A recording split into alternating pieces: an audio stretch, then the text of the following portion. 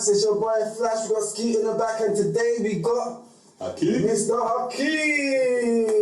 Thank you very much. And today's episode, people, is education.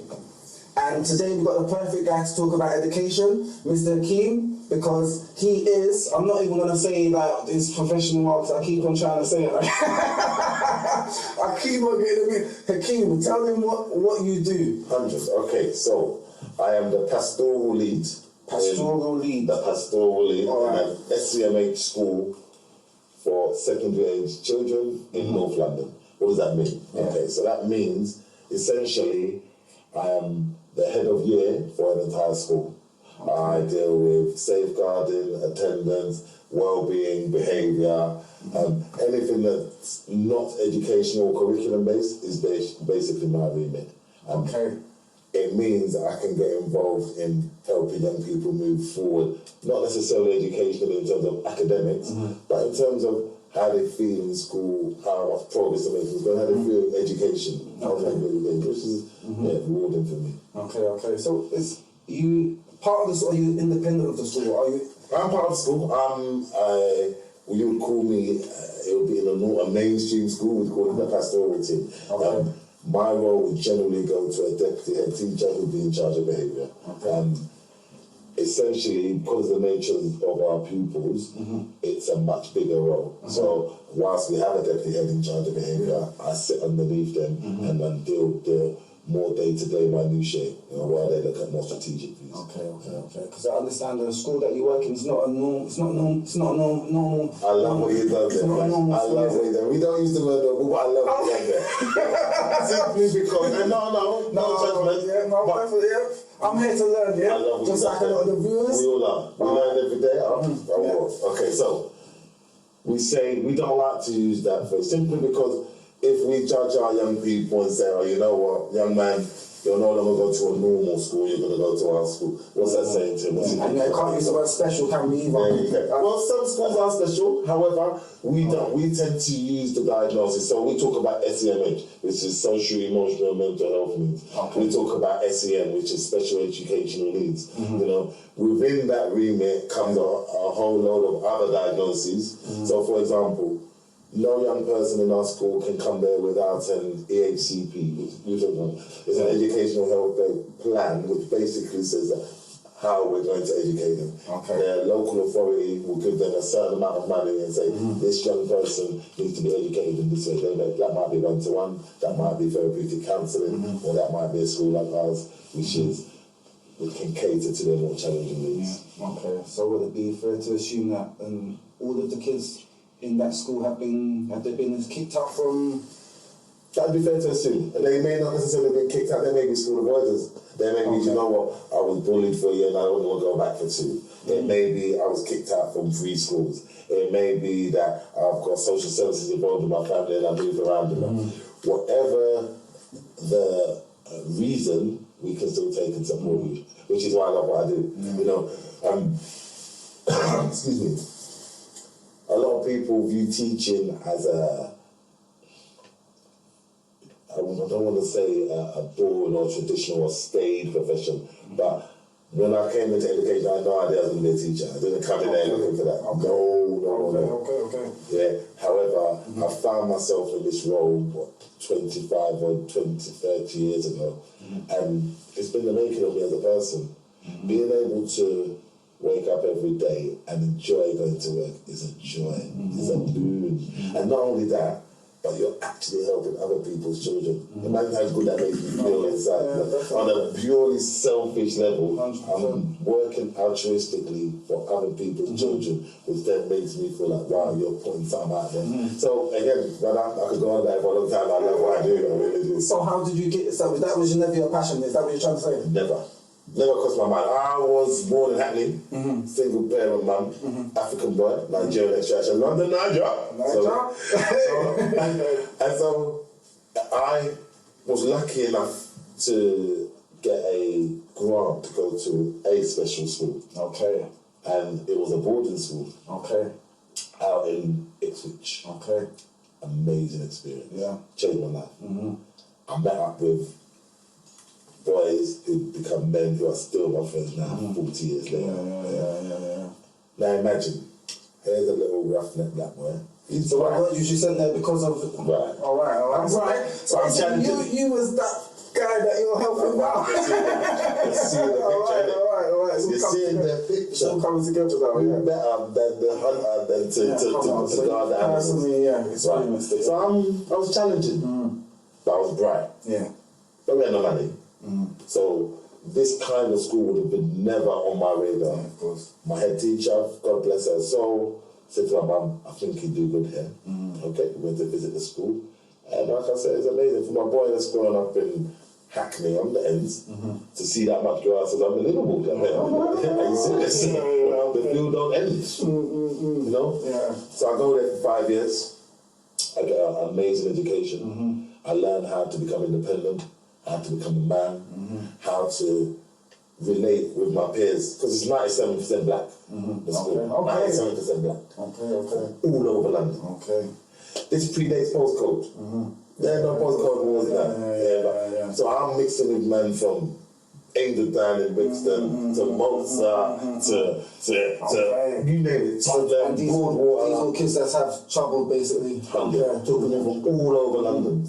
Now the irony of that is they closed it down, they shut it, they changed it, manufacture, they called it conservatives. So one second, was that, did you go back home or was it a boarding school? You know, because you have a school, your normal, your mainstream school, and you had terms, right? So we would have a half term, 6 weeks.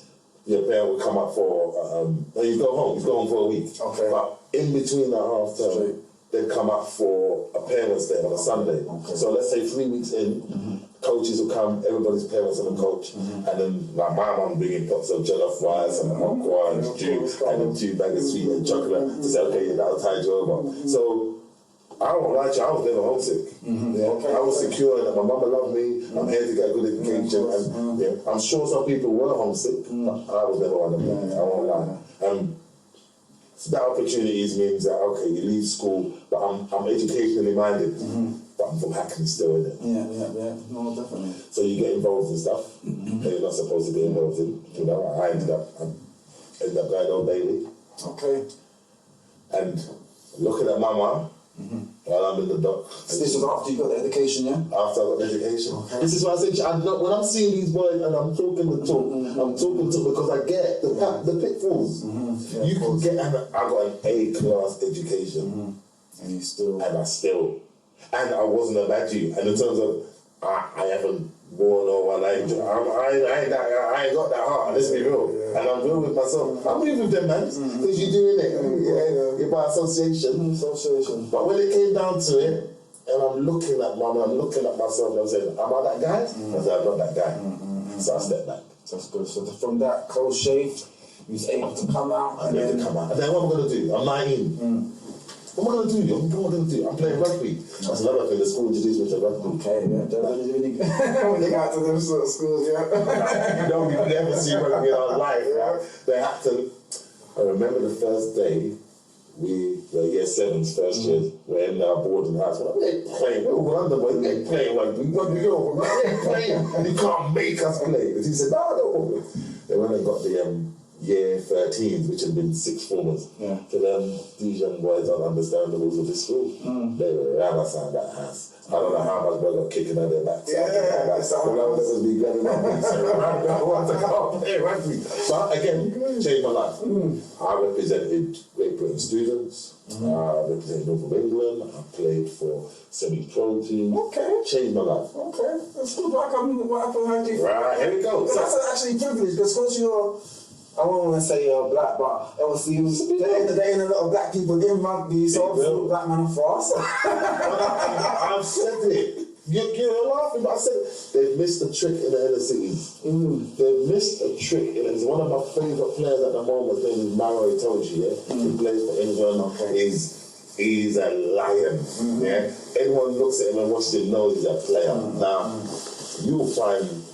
No, I'm not meant to disparage you, Maro, because you're a bad man. But you'll find men like him on the ends. You will. Yeah, of course. But they don't go and look for them there. And I think if you ask Maro, he'll probably tell you that too. My kind of school, his kind of school, they'll find us there. But they don't come to the ends. Okay. Now, I'm playing rugby. I'm actually playing for England.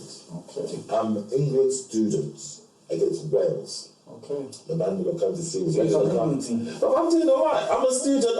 I'm there thinking I might bust. Yeah, that's what I'm thinking. That's what I'm thinking. I might bust. Let's be real. I got a chance. The man will thinking you might bust. I got a chance. I'm still being silly. I'm dabbling. Yeah. So I ain't been. But you know the opportunity is there. Yeah. It's there. And if I could go back, it's different. But it's there.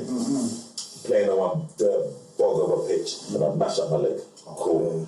Now, because you're a man then, normally you mash up your leg, you're supposed to, you stay with the team, you go and you get your physio, But I'm man, I mash up my leg, let's go. We jump in the car, we go home. I get a letter casting me, I'm supposed to be the team. Cool. I don't do no physio on the leg. The rest it and I carry on playing. Anyway, that was the beginning of the end for me, for any kind of professional. So, that's 19, maybe 22, 23. I'm still playing the game, but I recognise I ain't gonna make it. Yeah. Is this because of the physio that you? It's because of the physio. Physically, I can see. That you're ignorant of at the time. 100%. Not just how young when you're young. Yeah. 100%. Stupid is what I would say. Let's be real. You know, not seeing a bigger picture. Not seeing a bigger picture, and you know, you want to have fun. So, and my mum ain't about rugby. My mum's about education. So from I've got A levels and degree, she ain't thinking about rugby. What is rugby? That's my mum. Right. Rugby second option. I don't know even second, third, fourth, fifth. Yeah. And there's no dad to be like, what you like sport? Let me instill it. So okay, I'm looking for a job. I ain't worked before because I've been coaching and chilling. And I go and I find a job and people refer me. I'm at 21, 22. Okay, so this is totally random. Totally random. I've never thought about just in the school before. Just came up. It's a learning mental job. I thought, what's that? And it says, oh, you work with young people, challenging young people. It's in Hackney. Why not? Yeah, of course. So I go.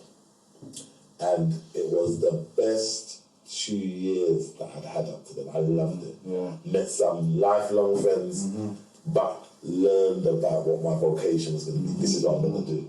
I'm working in Hackney, I'm working with boys who've been excluded from school who are relating to me. Like I'm coming, I'm not even trying to be anything that I'm not, and they're relating to me because we'll recognise it's real.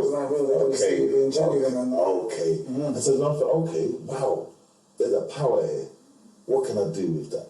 So I start trying to, let's model what I want them to be. I know what I've been, but that didn't help me. Let's model what I want them to be. So I start to model the characteristics I want to see in them.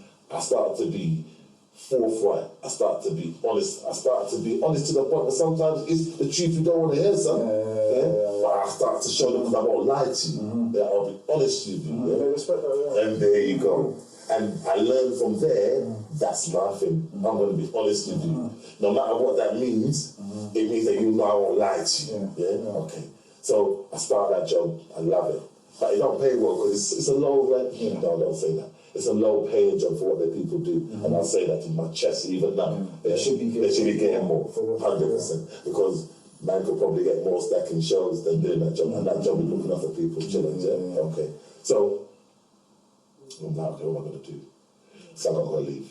Because I'm agency as well. Been there 2 years, I'm agency. And they're offering, they actually pay me on Saturdays, even though I don't work Saturday. So they pay me 6 days for 5. They're looking after me. But I need a job, I need a job. With holidays, you don't get paid.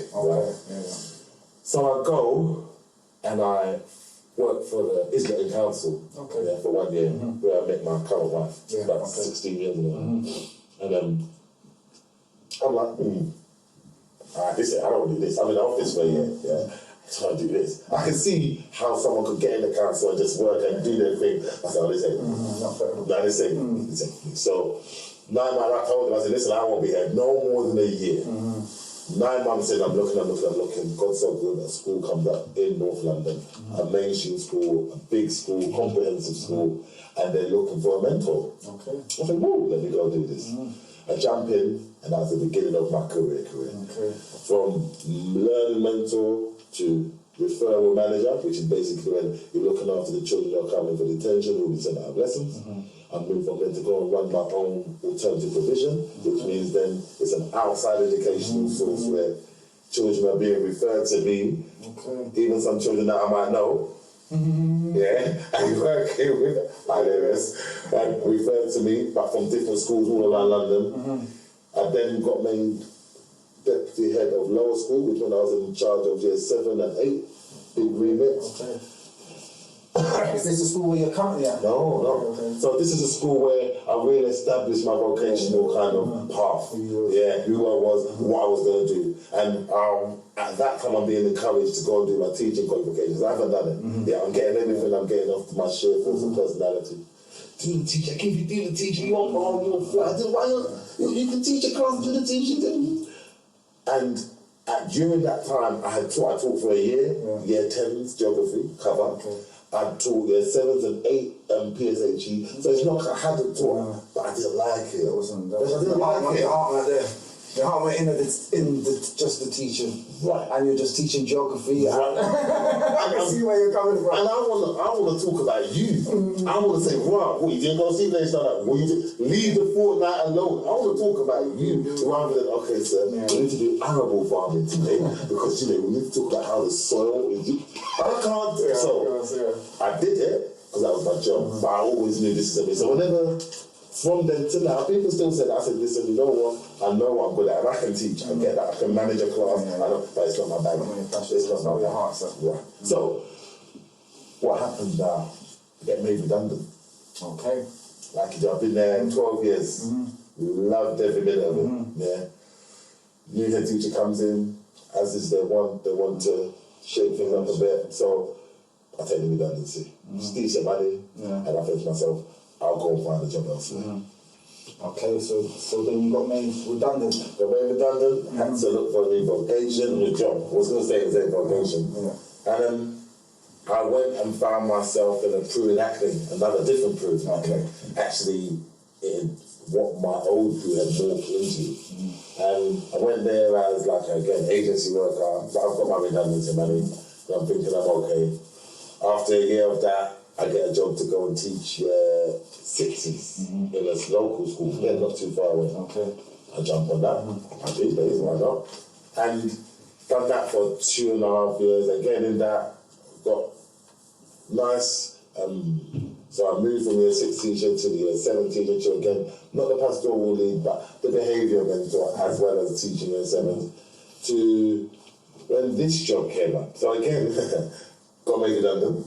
Okay. Because the issue with the role I do is because it's not a teaching role, in terms of cuts, it will always go first. The pastoral side will always go first. So I was always wary of that. Is this, am I going to get myself in a position where I'm going to get chopped? But thankfully, this job I've recently got, which again I only started in September. Oh, this one you just started in September. Is amazing. It's the kind of job I always envisaged I would be doing. At the type of level, with the type of wage, having the type of effect that I think the job actually deserves. And so for me, happy days. No, definitely. I hear you. No. That is good. So hopefully you don't get redundant anytime soon.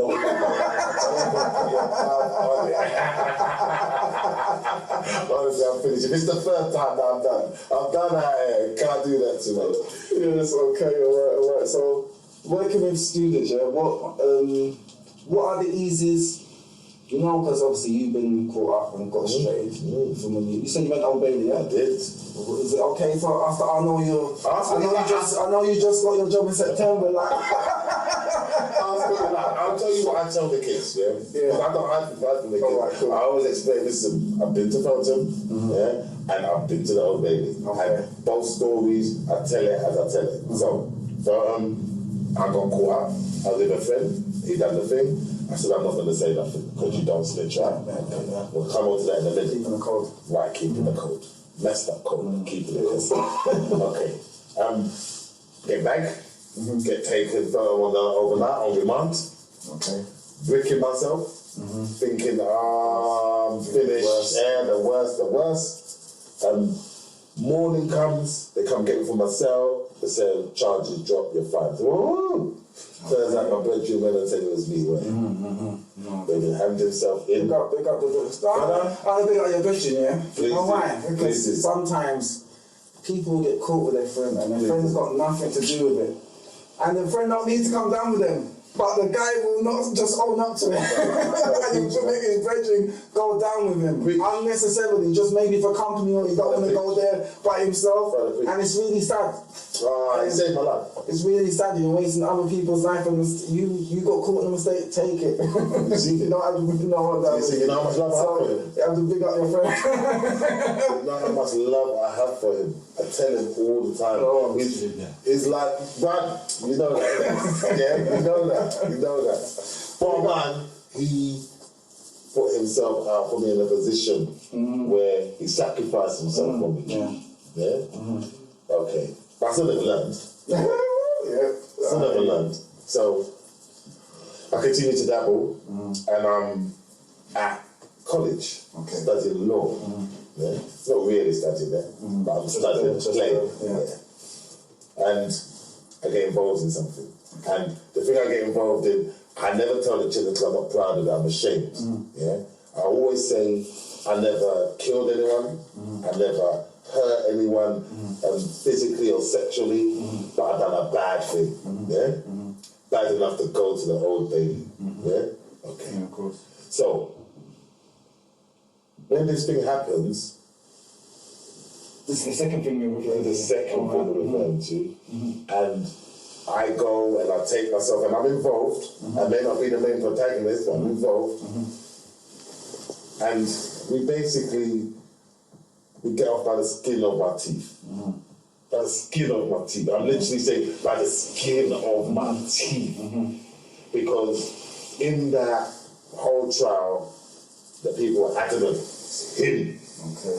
And I'm saying it's not me now. And I'm adamant it's not me. The brother's adamant it's not me, says, I went against this.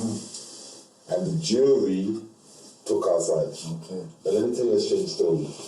I don't know how it works, but we come out of court with my mum, like I said, I see my violin, I get not guilty, the verdict. The jury wasn't even out for that night. I'm like, wow. I'm standing outside of the solicitor and my mum, the jurors walk past. The jurors walk past. White man. 60 if it was a name. Man, look me dead in my eyes. Listen to you. Man, look me in my face. Yes, sir. And that was me. That was me. Never look back after. Never look back after. That was your second shave. Do you know what? The ones who might have been gone. The first one could have led to me not having the second one, or the second one being a lot worse. What was the second? Are we allowed to ask what the second one was, or we don't have to? You can ask, but I can't tell you. I'm ashamed. The thing is, we don't have to say. Okay.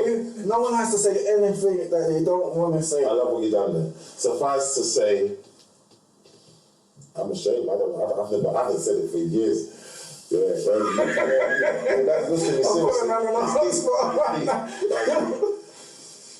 So listen, we all young and go through stuff, you know what I mean? But at the end of the day, let's just say you was acquitted. You was found not guilty. Yeah. And it was... Did this didn't come out? Did you hear that? Okay. It was robbery with weapons. Okay. Yeah? And not bladed weapons. Oh, cool. It could have been worse. But to be honest, something true. To be honest, the way you was neglected to say it and really holding back, I thought in my head. I was thinking of something.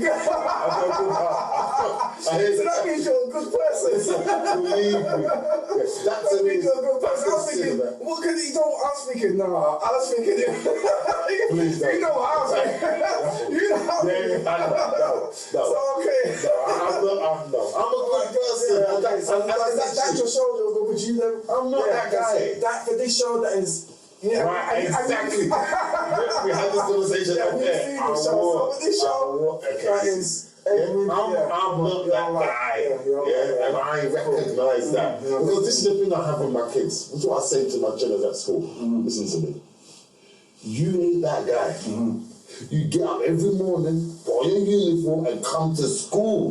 Because that guy ain't doing that. Yeah, of course. That guy is telling school, F off, I ain't coming and I'm on the ends.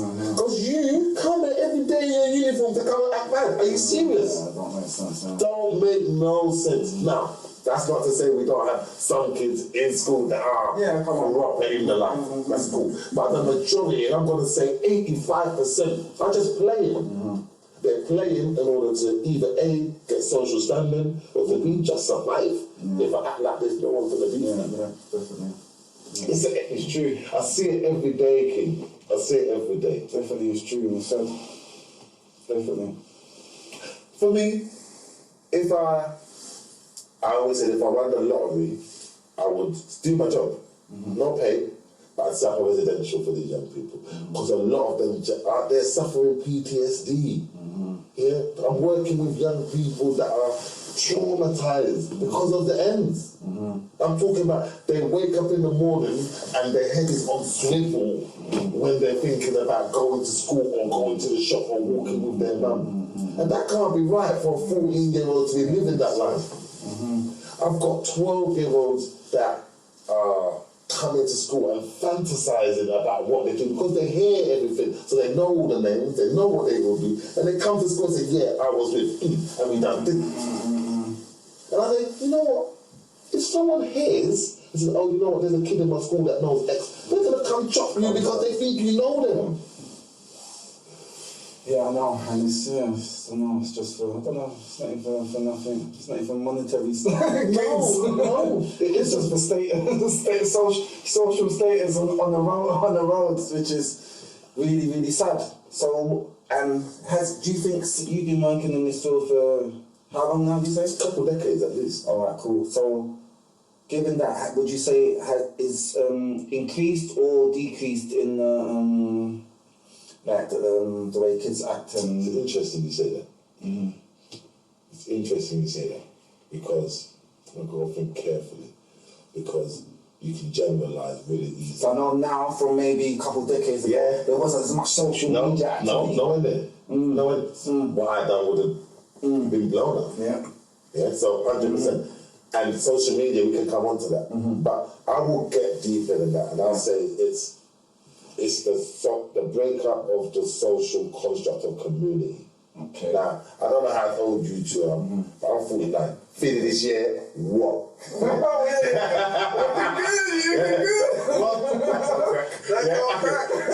So, I'm coming from an era where everyone could tell me off. Yeah, everyone could tell me about myself, and that was cool. We don't live in that era no more. Further to that, we live in an era where parents are not parenting. Yeah, so I'm not talking about beating a child or being strict.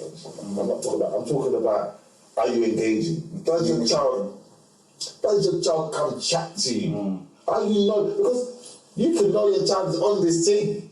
As far as I'm concerned, you're being a good parent. You're trying your best to, you're not telling the child to go out and do it, but you know he's on it and you're trying to stop him. That to me is you're engaged.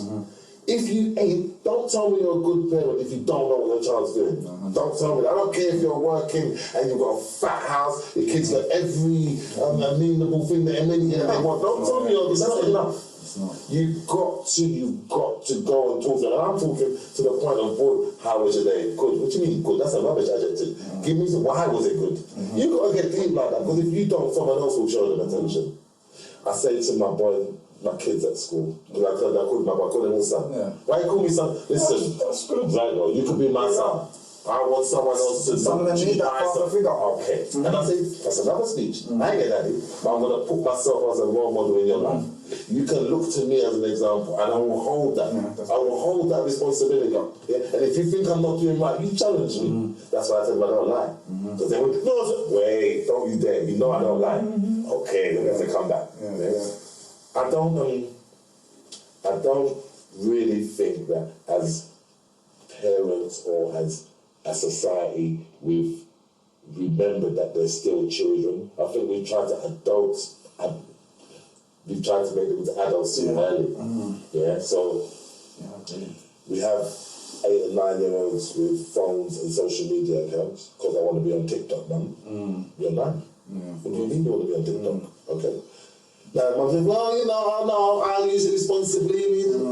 I just don't think they should have that exposure, period. Why? Why can't you have a TikTok and let them use yours? My kids have no accounts. They use us. You know? Well, I even think even deeper than that. I mean, why put your child's digital identity out there so early? Like, this world is going to be digitized. Everything will be available. Why do it so early? That will come. That will come. Let him use yours, play yours, whatever. No, definitely. So I'm seeing parents struggling, and I'm thinking to myself, I want to blame you. I don't. I don't judge. Yeah, but that's part of the... It has to be. Dad, sir, what would you do if I was your son? I'll tell you for free, you have no free time.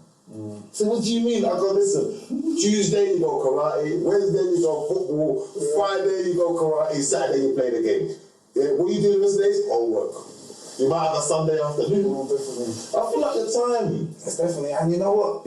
I think like some parents actually give the kids like TikTok and all of this stuff To pacify. So they're not bothering them. So they haven't got it engaging, and they're busy with that, and they do what they want. Nail on the head. It's not easy being a parent. Our parents never had it easy. Our parents had it tough with us. There was no 150 channels, social media. How much time did my mom tell me? No, I need your book. Yeah, I had to go get out the Encyclopedia Britannica and start reading, learn about how high Everest is. Are you crazy? That was entertainment. Come on now. So. And I'm not, listen, I don't beat my children. I got good legs growing up. Good legs for being naughty. Yeah, of course. But I don't beat my children. We've had that conversation about why I don't beat them. And I don't pass judgment on anyone who does beat their children, because the law says, you don't leave a mark. However, I've seen the effects of children who get licks. Now, I was alright. I'm strong-minded. My mama loved me, so she showed me love and licks in equal measure. Fair play. But I've seen it when it goes wrong. But I think, is it wrong to say, I think there's different kind of licks that parents give. Well done. Preach. Some are done with frustration and out of just hate and stuff like that, and they're just frustrated within themselves, and they take it out on their kids. And then there's some ones that do it with love. Like, what are you doing? Well, You need to. This is like for you to learn. Make sure you're not. I'm not going to disagree with you. And that is the fine line. If you are turning around and licking your child because you're frustrated or angry in the moment, there's a problem. Personally, you tell your child, what? You went in the road, Buddha. I ain't got a problem with That's that. out of love. But the child runs in the road, you run fucking road, you know what, I'm fed up, come here. That's a different matter. Yeah? You, as the law itself says, you can physically chastise your child as long as you don't leave a mark. So that means... I never actually knew that. I thought it was just bad just to hit your kids you can, at all. Because at the end of the day, a mum can see a child running the woods and say, what are you doing? Was she going to go to jail for that? That can't work. Okay. But if you're there, the child running the woods, you twist up the hand, put the finger, yeah, you're going to go to jail because that's abuse. Yeah? But I'm not saying that. Me, I don't hit them because I'm trying. I don't want my daughter to think man can put hands on them, because I said to her, I don't put the hand on your mother, so no man can put his hand on mine. I don't put hand on you, no man can put that simple. And I want my boy to understand that, A, we don't resolve things by violence. We definitely don't hit girls. However, he's going karate, so he's going to self-defense. You understand? So that's not enough defense. But even then, I'm saying, we don't throw our hands. If someone comes and troubles you, make sure they know they shouldn't trouble you again. But we don't throw our hands, not for nothing. Don't care what they say. Hey, that's your mum. So what, your mum beautiful, we still love her, right? Cool. I don't want to hear none of that foolishness. So we have those conversations. He's 8. He's 8, bro. Yeah. I thought he was older. No, I know. He's 8. The boy is bright, he's sharp. Yeah, he's very, very sharp. So, and then you've got the second one is... Yeah, the middle child, she's year 7. She's creatively brilliant. Loves to draw, taught herself how to draw. And I'm really impressed with her. Emotional like a dad. Emotional like a dad. And I don't mean emotional, I mean emotional. Oh my God, that's so touching. One of them ones. But I've said that to her. I said, because she's growing up thinking, I'm emotional. I'm saying, yeah, you are emotional, baby, but it's like me. That's okay. And I'm trying to teach her how to manage it. So that's really interesting. And then got a boy, for last. He is a mini-me. I love him to bits. He's charming. So you got your boy last, yeah? Keep trying. Thanks, baby. Yeah, 100%. But I want to raise a young man My mama raised me, they're not even for my dad. And she raised a man. She raised, with all the troubles and struggles, she raised a man. Someone who had a good heart, who can slip and fall, recognise his mistakes, and carry on. Come on now. I big up my mum all the time. It's why I like strong women too. Love a strong woman. Thank you, baby. I'm talking to you too. But I want him to have that. I want him to, but with a dad. So I want, his mum is wonderful. She loves him to bits. He's a little prince. But I want him to recognise, wow, that's my dad, and this is what he brings to the table. So what is that? He brings that sense of steadfastness, that sense of resolute, that sense of resilience, but also that sense of openness and honesty and empathy. So I like to let's talk about it, son. It's okay to feel like that. That's okay to feel like that because, as I say, man, it's a really important chat. It's good, definitely, because I know there's a lot of kids that live in some of them might live in household with their mum and their dad, but there's no communication in the house. Everyone's just in their room, that one's in their room. 100%. Everyone's just on their phone. 100%. Dinner table, everyone's at their phone. There's no actually time where they can speak to each other. And then when they get into sometimes like times of turmoil or whatever, they don't feel they can actually. It's not. They're not used to it. It's not normal. It's not normal for them to speak to their parents. You know what I mean? So it's like, where do they turn to? Do you know I have kids come to me, break down in tears on my shoulder to tell me what I want in their life. You know how powerful that is. They got no one. You know, I have kids that will say, yeah, you're my school dad. They're deep days. They're that responsibility. Big up, man. No, I'm not even saying it for me. I'm saying, I don't want it to be. I don't want it to be. I can see where they're standing. They got no one. Do the job. And you putting yourself in that position. It's why you do the job. I'm like, as I said earlier, there's a sense of selfishness because you're doing it and you're feeling good about yourself, so you're doing it more. But it is essentially altruism. You're doing for other people selflessly. It is rewarding. Because you're seeing a happy them in your soul, in your spirit. And this world is so demoralizing in so many ways. That's why I'm not. It's like, why are you always so happy? I said, boy, you know, I love my job. I get up every morning, I go up, I come home to my family. I'm blessed. COVID was a wicked time. I was still open. Because special school, special vision, that's to stay open. So we stayed open the whole COVID. Okay. Wicked. Yeah. Cook the dinner for the school. So you was working all through COVID? All through COVID. Okay, so you was all right. So now there's some people putting out their hair through COVID. No chat. Worked through the whole COVID. No job? No chat. Okay. Caught COVID once. Right at the beginning. Sick for 2.5 weeks. Then the missus was sick for a week. And then we never got nothing. Then both of them was your immune system. I don't want to get controversial. Yeah, I know it's a bit controversial, but you built up your immune system. That's what I believe, because we have a coincidence. Definitely. Same here, I built up my immune system. I built up my immune system, I never took the jab, and like, to be funny, there's a few people that I know, even family members that took the jab and they've had COVID how many times? Is that not confusing? My mum looked at me, I asked my mum, is that not confusing? They always getting it, and then they got the hospital, they got this wrong. We both got it again. We made an educated decision, and I'm very glad we did. But no judgment, no, because of course, no, definitely. God bless everyone. 100%. 100%. So, going back to us, when you asked me to do this thing, what I really wanted to get across to the people, I have a real strong, passionate view about how we no longer value education for young people. I grew up in an area, and again, sorry to flashback, but I grew up where it was valued to have it. Because I don't mean they expected you to get A's, but they expected you to go to school and learn. But even the baddest of kids used to come to school and sit in school and learn. Now, what has happened where that's no longer the case, and what does that say about us as a society? You know, we live in a world where artificial intelligence is coming. So most of our working class jobs, quote unquote, are going to get yabbed by robots or machines, isn't it? That is very true as well. Okay. So if we're gonna, and I'm talking to a black community, let's be real, if we're gonna raise a generation that don't value education and value more materialistic things, value more things that are not nourishing to them moving forward aspirationally, we have a problem. We have a problem, and I'll tell you why. the black community in this country has always looked after itself. Yeah. No matter if it fought in amongst itself, it looked after itself. I grew up in a time where Africans and Jamaicans were beefing. This, Jamo, that. I grew up in that time.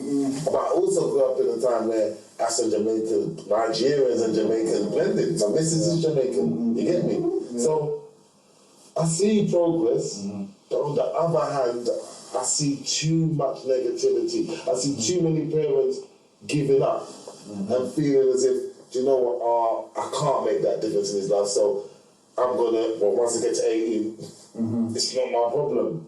And that's the issue. So what do you think the main reason for this is? You haven't been a person that's worked in the system and worked with kids, and obviously you probably spoke to some people. I'm not sure how often you communicate with the parents, but... Do you know what?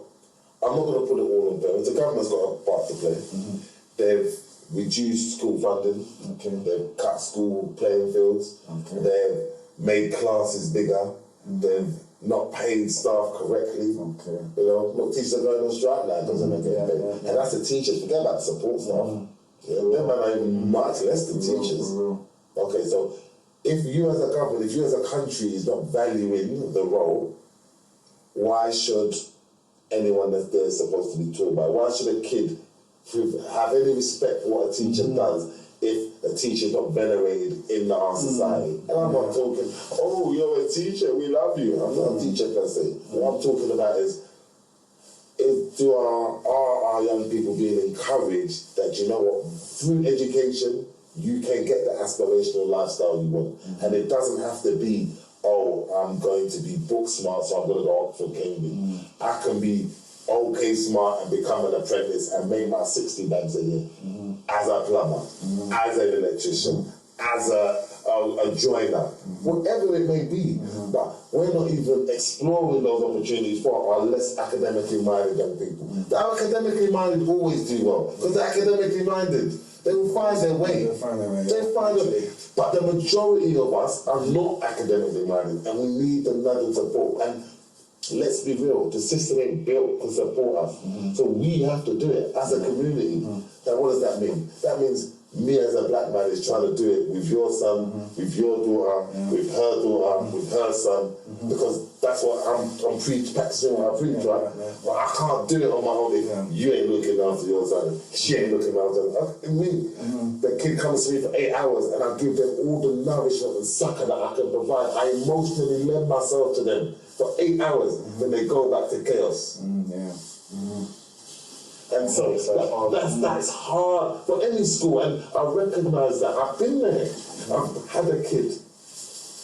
You know, our kids get real upset when it's time for school holidays. You know it. As a school, so school holidays coming, you see kids start acting up because they know the safe place is going. The place that they turn up every day at 8 in the morning and stay the whole day cussing us, you effing this, kicking door, but stay. It's now going to close for a week, for 2 weeks, for 6 weeks, and they kick off. You know, we see the patterns. We see the patterns now. The role of teacher has expanded so much in the last 20, 30 years because you are now a counsellor, babysitter, a minder, bodyguard. You are all of those things. And if you haven't got the, not physical strength, if you haven't got the, not even, I'm going to say spiritual. If you ain't got the spirit, then you can't do the job. Because I'm telling you this, every 6 weeks, every half term, I'm emotionally spent. I'm literally emotionally spent. I'm literally like, okay, I need to take a breath now. Time for myself and recharge so I can come again. But I'm telling you, everything is draining. It gets you, because you are lending yourself. My thing is, would that affect my children? Would that affect my own home? And I'm really lucky that my wife and my children, I've taken my children to my school. I've shown them, and they know exactly what I do, who I work with. They hear me on the phone when I'm talking with parents. So there's no judgment on their part. They can want to come to the damn school as well. They say, school sounds great, but nonetheless, no judgment. And my point I'm saying that is that they give me that release. I'm able to go home and, oh, you know what happened today? Oh, and my missus and my kids, they understand. I'm a lucky man, Flash. That's good. You know, I'm a lucky man. When my man Fire said I'm gonna get you, and I told you know what? So he's actually talking about the kids. The kids they got when they go home. They're 100%, and that's the problem. My kids come home to a regular home life. So, Daddy, on my picture up. You get home, you get to go half an hour on your electrics, then you eat your dinner, you do homework, you bust another half an hour before you brush your teeth and you go to bed. That's the routine. It don't matter. It might get shifted in time because you've gone out to see uncle or auntie or whatever, sorry. But the routine is the same. There's some kids that come home, there's no one to open the door. Some kids that come home, there's no food in the fridge. The kids that come home, then the mum boyfriend looking to wild out. Some kids that come home, mum's getting busy, and dad's getting busy with his girlfriend. I don't want to put it all on mums, that's unchanging. It's parents, it's not a gender thing. It's not a gender thing. Mans need to understand that. It's not a gender thing. If anything, the mums are doing it on their own. Let's be real, because the preponderance is on them. You know, a lot of us are not on what the side of. You know, let's be real. However, there are some really, really brilliant fathers out there, single fathers, co-committed fathers, all of that. I love them. So I look at that and I think to myself, okay, Hacks, how is this going to change? How can this be better? And if I'm really being brutally honest, I don't know. I worry is what I do. I worry every day. I worry for what school's going to be like for my son. When he's leaving school in 8 years' time, what's his school going to be like? Will he even be able to go to school? That's that professor. Yeah, for real. Will I have to go and move out to some... Are you serious? I can't live on the ends. Are you serious? Or just because he wants to be a good boy? Is that seriously what we're allowing our children to do? That can't run. That can't run. It can't But run. it is. It can't run there, but it is, and we haven't really established the plan. No, we haven't. Because we're just, I don't know. We're rolling with it. Yeah. We've got a generation that no postcode will think. No, it's actually a thing for them. It's actually a thing. Oh yeah, you can't go to that ends because. Can you imagine that growing up, brother? They basically live with, Living with fear. That's like North Korea saying I can't go South Korea, brother. What kind of madness? Yeah, it's crazy.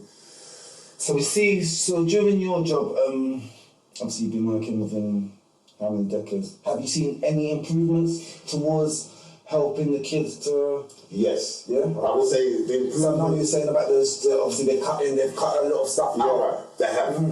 But there's a lot more people of colour in education. Okay, that's good. That's a very good It's thing. good to see. Yeah, for the kids to see that. We're still not in the positions of power that are necessary to affect change, but it's changing. It is growing. There are more people like myself, and particularly underneath me, who want to be actively changing the current scenario, which is great.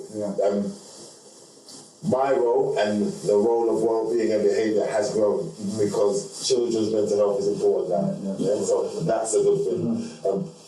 I think social media's kind of had a big impact on them. That's my last mental health, hasn't it?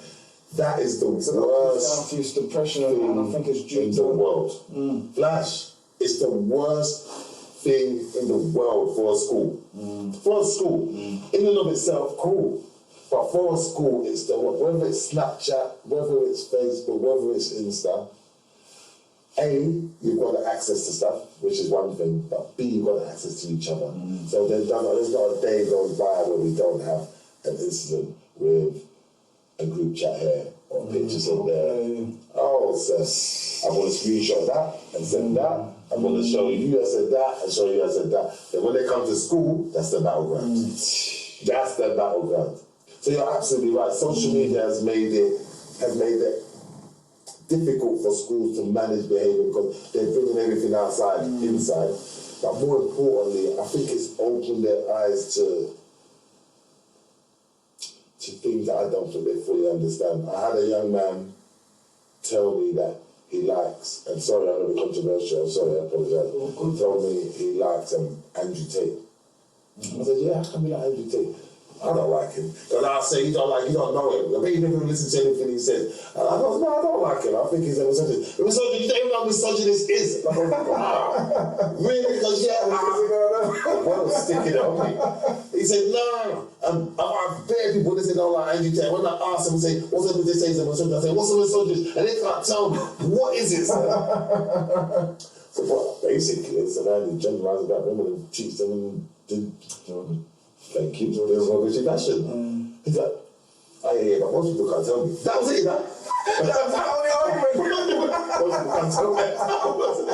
I said, okay. You never had no argument for Andrew.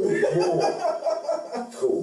So I was like, okay, but again, that's the kind of thing that worries me. Andrew Tate, you do your thing, but now you're grown up, you can make your own decisions, you know, I have no judgment. But you're affecting 12 or 13 year olds who think what you say is gospel. And you don't feel no responsibility for that? You don't say, oh, and they haven't got a proper understanding of what's happening, because a lot of time on TikTok it's just cut into little 5 seconds. They don't hear the rest of the conversation to even get a proper understanding. After I checked, I was introducing them to the term incel. Yeah, now, I don't know if you don't know what incel means. No, I'm not quite familiar. Right, so, because I never knew until I had to do my research. Because, you know, when these kids ask you something, you have to go read that. That's what I've learned. That's another Try and catch you up.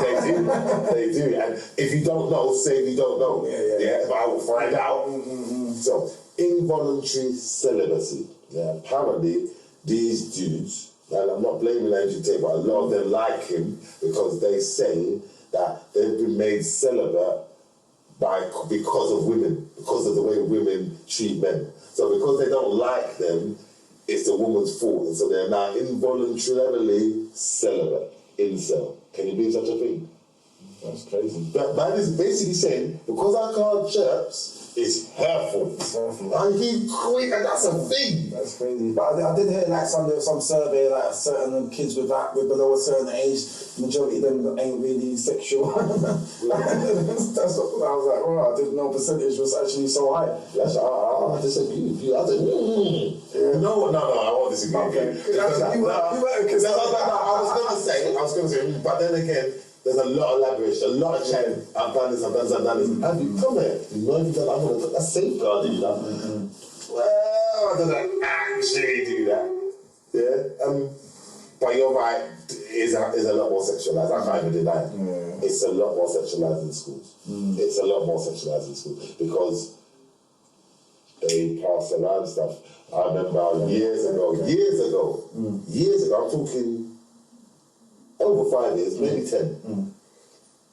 Years, 7 girls sending pictures of herself to 2 boys, who then sent the pictures to 5 girls, who then sent it to everybody in the area. Now I'm sitting there, daddy there, girl there, and then like, you are taking a pee. My daughter would never do that. Are you mad? Now I know, because I've got my kids in the is this true? Yes, sir, it's true. We've seen the picture. Yes, sir, it's true. The girl's sitting there, and the dad's backing it, cussing us. You know, how dare you? I'm looking at the girl, and look at the dad. Quiet, the dad's finished. I said, thanks, Dad, I appreciate you. You know what, you're right. I said, listen, girl, you know what? You see what your dad is doing? He's really defending you. He loves you, you know?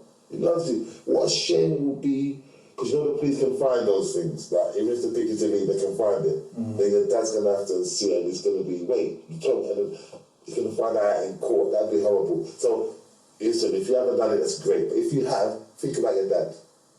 She burst into tears. Dad burst into tears because he knew what I'm doing. I left the room, left them with their teacher at the beginning. They had the talk. When I come back, Dad accepted that she had shown the pictures of herself. Poor girl, sent it to the 2 boys. The 2 boys, some young kids. She went to school within 3 months. Girl. Her and a little brother. Yeah, so. It's just, and that's innocent, yo. No. That's oblivious. That's oblivious. Man sat there, cussed us out. And I remember, my heart broke for him. Because it's his little girl. You don't want to beat up his little girl. But it's his little girl. Yeah, it was horrible. It was horrible. But it opened my eyes to, you better, because this is what a good kid, a good kid, quote unquote. That could be my daughter, doing well in school, popular. Could be my daughter. And yet, you know, she saw fit. So, what do you do with that? You say to yourself, I best make sure I talk to my children, right? I best make sure I have conversation. I best make sure I talk to other people's children. They say, yo, you know what, girl? You know you're a flower. Yeah, you are precious. Don't let no one come pull off petal here, pull off petal there, and leave you some. You are beautiful as you are. You don't need to prove yourself to nobody. I always tell my older girls, you tell him 6 months. Tell him 6 months. If he says no problem and he don't bother you for the 6 months, cool. Maybe you can. But if you tell him 6 months and he's, oh, come on, baby, 1 month, 2 months, oh, come on, baby, dash him. Dash him, man. You will use easy to tell, girl. Yes, you're right. It's easy to tell because we know man them is man them.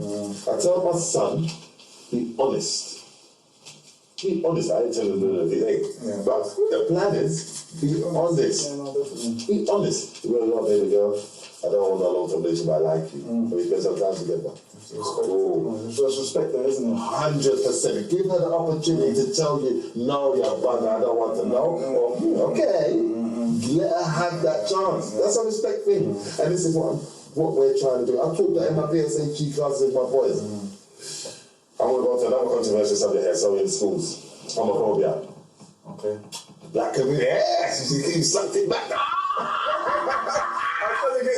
You know, she says that's a very, very touchy subject. I know some people don't even like to touch on it. There you go. I always touch it because I'm very simple. I have a very simple explanation. Okay. Homophobia is an ism, and I'm not into the isms.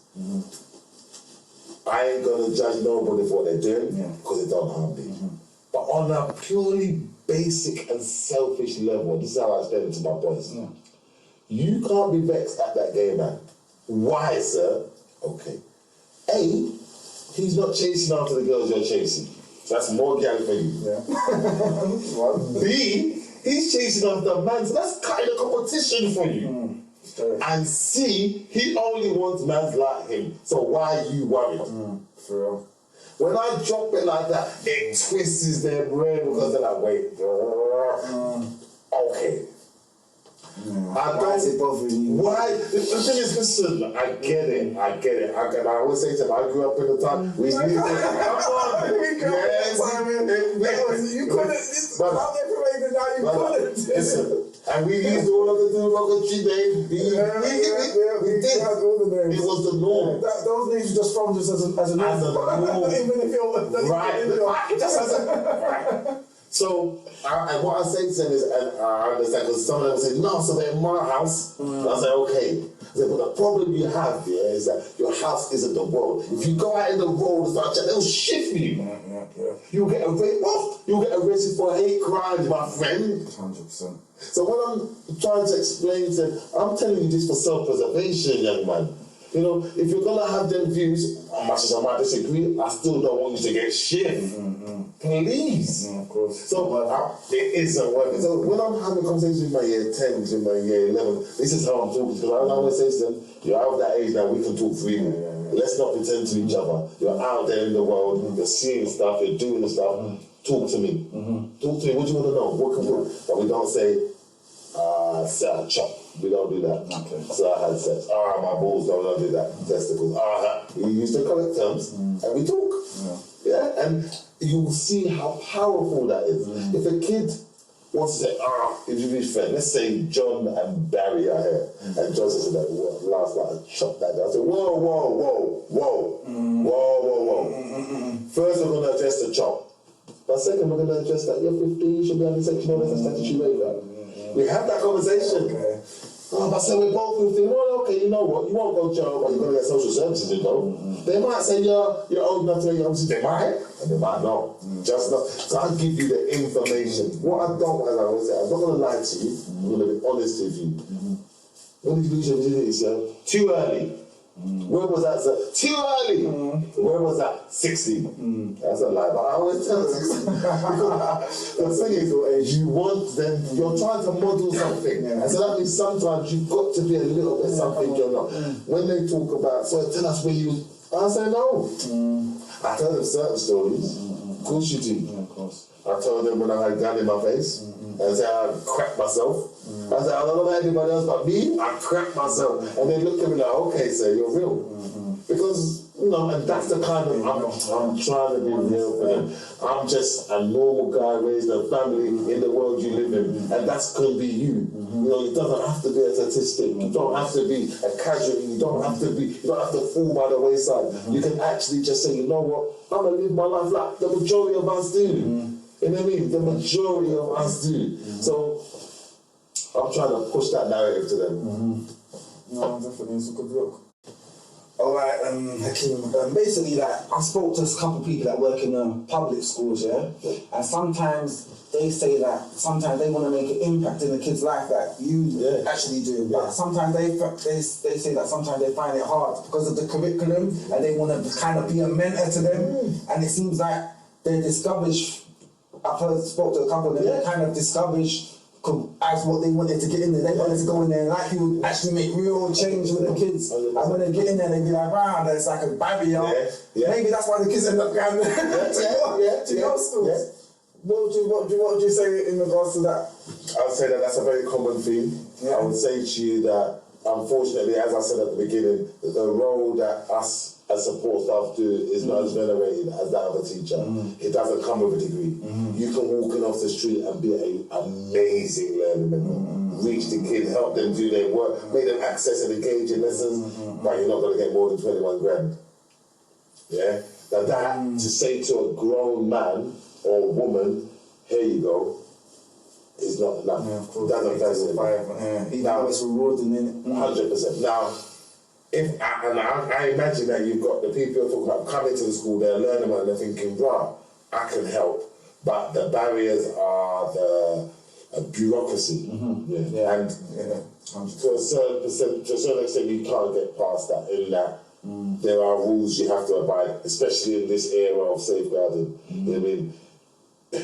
There are, unfortunately, there are heinous people that go into schools to abuse children. So things are strict and simply, you know, you can't give a kid a lift home with a car, all of them things. So what I would also say is, it's not impossible. I found mine. And I had work your angle. I had to work my angle. I had to work hard. I had to be good at my job.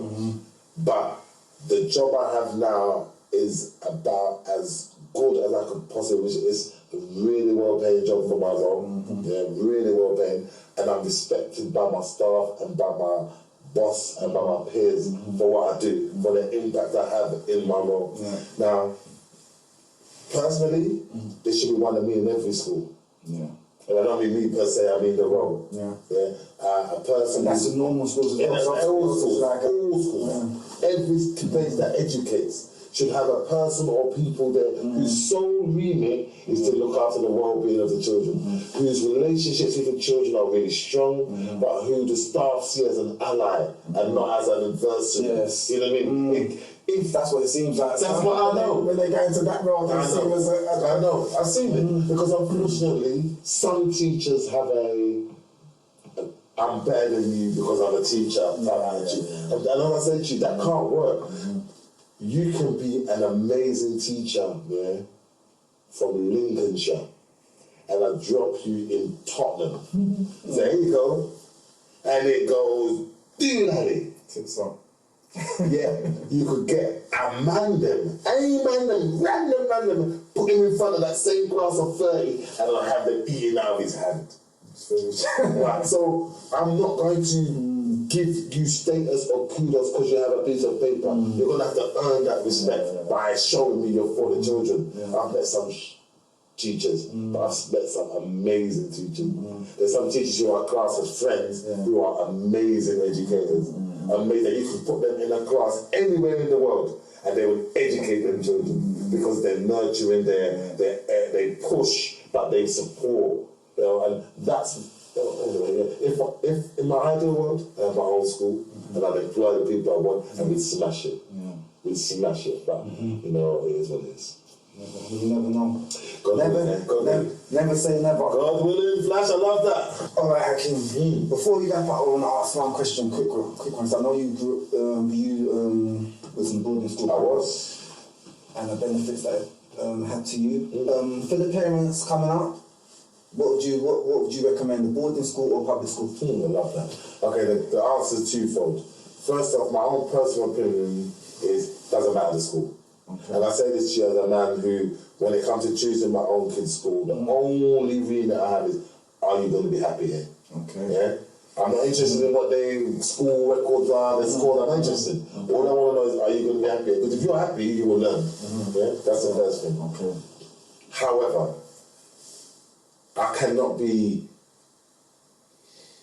I want to say stupid, but that's too strong. I can't lie and say that private schools or boarding schools or schools that have independent minimum income do not educate to a more extensive standard. And what does that mean? That means there's more opportunity to do more stuff. So for example, at my school, we did French, Spanish, German, physics, chemistry, biology, but we also had grass tennis court, clay tennis court, swimming pool, rugby pitch, football pitch. We had acres to walk in. We learned debating. We went to school on Saturday. We had prep. So the ethos is completely different. It seems like preparing you for it really is. And I thought, rich folks are doing that with their kids all the time. Them kids are coming out knowing how to walk into a place and stand tall. That's what that school taught me. It taught me that as a black boy, I wasn't inferior to anybody. How rare is that? Yeah, for real. As a black boy, I'm not inferior to anybody. Are you mad? What school teaching you that? That's what the kids need, self-esteem. Mate, 100%. So yeah, that would be the answer, because unfortunately it's a shame, but the facts remain, they have more money so they can put more into it. Alright, for us, as people of ethnic colour, minorities, is it possible for us to build our own boarding school? Yes, it is possible. It's hard, it's difficult, but it's possible. I would say to you, you need the money, so that's investment, but the rest of it is just the paperwork. Special schools and independent schools open every day.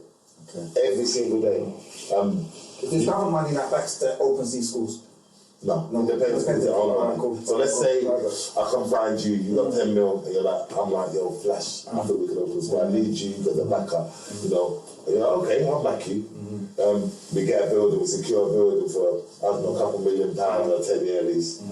We then start employing people, we get Ofsted to come in, we write in our manifesto, send that off to them. So then you just follow the steps. And then once you've done, you've got, we've got a school. Okay. But the biggest thing is the money, because you have to show Ofsted that you can run your school, I believe it's for 2 years, it might be longer, 2 years with no kids, with no income. That you've got the money to back it, to pay everybody, keep the lights on, keep everything running with why no don't you not children. show Ofsted you could Because do 2 years with no I don't know. It's something to do with your viability. Because remember, if you did open a school like that, the local authority will pay you between 40 and 60, maybe even a bit more per child. Okay. You can get up to 80 per child. Yeah? So before they give you their money, they just want to have you run it. No, don't say you run it for 2 years. They say you want to see your bank. Have you got 2.7 million that can cover that for 2 years? Then off you go. Okay. That's it. So you have to have that money. Don't necessarily mean we're going to use it, because again, the children will come in and will pay for the school. But they just want to see that. They want to see that. Just in case you only get 3 kids in the first term, and you're like, well, we can't afford it because we're banking on that money. No, that can't run. Okay, that's possible. But believe me, if you don't find backers, it's money. Yeah, definitely. You heard that, people? I know there's some millionaires watching this show right now. We've got the man Hakeem right now. He's willing to do what he needs to do to help make this, and we can do it together. That's right. And we can help, and we can help change what's happening right now after you. Got 2 media lectures. Media lecture. This is for the youth of the future. We need to help them. Yeah, 100%. Exactly. No, so definitely. I'm on that. So now, anything you want to say, Hakeem, before we wrap it up? What's the message you want to say to them? I love that. Thank you very much for giving me the opportunity, the platform to come and talk to you about my life. I've really enjoyed it. I'll say this to you at home. If you have a kid, or even if it's just you, push yourself. You've got nothing to lose academically or educationally. And it doesn't mean going and reading a book and, oh, I know lots of words. But that just means improving yourself in some fashion. Become horticultural, learn how to garden, learn how to work with wood, learn how to paint, learn how to be creative, learn how to be understanding or empathetic, learn how to listen, learn something. Because you know what? We're put on this earth to communicate and help each other. And without learning, we don't go nowhere. Love you all. Peace out. People, lovely. Yo, big up. Wait, do you want to pick up this? You do not. Do you do? Oh, because you got this me, yeah. Teacher surgery, respect. I'm out here representing. Teacher surgery. You see this? So where can they find the teacher surgery? You can find teacher surgery, the teacher surgery on YouTube. We're on series 3 now. You can also find us on Instagram and Twitter. Just look up the teacher surgery. Yeah, we're like-minded people like me, just trying to make a difference educationally to our community. Thank you for listening. I appreciate you. Yeah. Thank you for Hakeem for coming, yo. It's been a pleasure, man. Big up, big up, big up, yo, people. Till next time, we out. Chief and Bantz.